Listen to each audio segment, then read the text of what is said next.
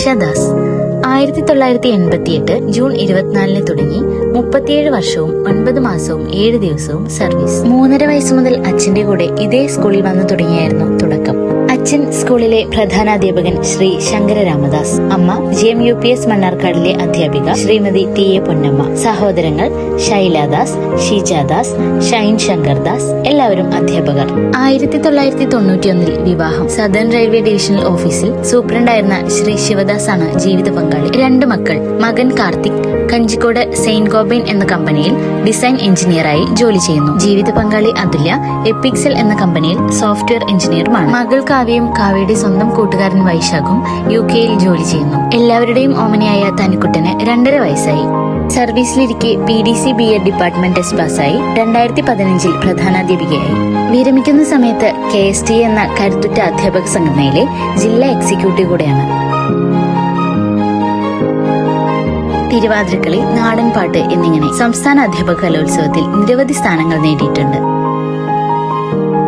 ഏറെ നാളത്തെ ആഗ്രഹമായിരുന്ന മോഹിനിയാട്ടം പ്രിയ ശിഷ്യയും നൃത്താധ്യാപിക കൂടിയായ രഞ്ജിതയുടെ കീഴിൽ അരങ്ങേറിയത് ഏറെ ഭംഗിയായി.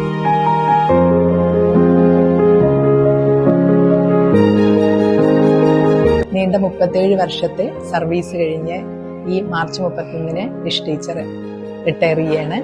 ലിഷ് ടീച്ചർ ഞങ്ങൾക്ക് ഒരു കൊളീഗ് അല്ലെങ്കിൽ HM മാത്രമല്ല, ഒരു സഹോദരി തുല്യ കൂടിയാണ്.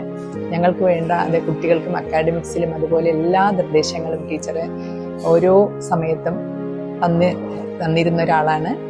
ഈ റിട്ടയർ ചെയ്യുന്ന അവസരത്തിൽ ലിഷ് ടീച്ചർക്ക് ഈശ്വരൻ എല്ലാ ആയുരാരോഗ്യ സൗഖ്യവും സന്തോഷവും സമാധാനവും നൽകട്ടെ എന്ന് ആശംസിക്കുന്നു.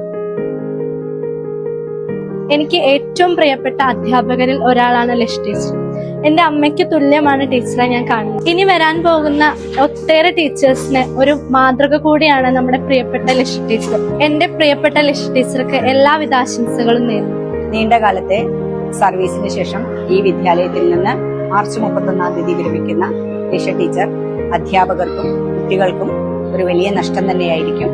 ലിഷ ടീച്ചർക്ക് എല്ലാവിധ ആശംസകളും. ടീച്ചറെ പഠിച്ച സ്കൂള്, ആ സ്കൂളിൽ തന്നെ അധ്യാപികയാവുക, വീണ്ടും ആ സ്കൂളിന്റെ തന്നെ പ്രധാനാധ്യാപികയാവുക എന്ന് പറയുന്നത് ഒരു വലിയ കാര്യമാണ്. ജീവിതകാലം മുഴുവൻ ആ ടീച്ചർ ഈ സ്കൂളിന് വേണ്ടിയിട്ട് ചെലവഴിക്കുകയും ജീവിതത്തിന്റെ ഒരു മുക്കാൽഭാഗം ടീച്ചർ ഈ സ്കൂളിൽ തന്നെയാണ്. ഏറ്റവും കൂടുതൽ സമയം ചെലവഴിച്ചിരിക്കുന്നത് ഈ സ്കൂളിലാണ്.